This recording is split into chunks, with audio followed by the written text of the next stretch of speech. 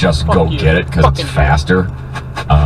But the containers they put it in, and they're never like particularly sealed or anything. They can usually you could pop them open all you want. It's text. I think Outwings is talking about that Hamburglar. The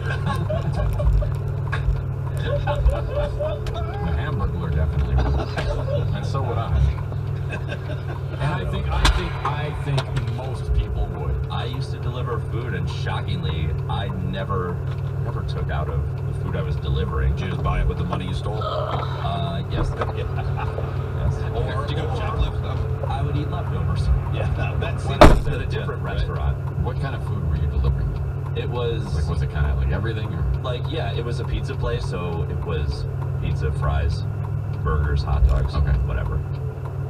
Yeah, my car smells like fries. I'm eating some of those fries. But I also would eat a lot of food there.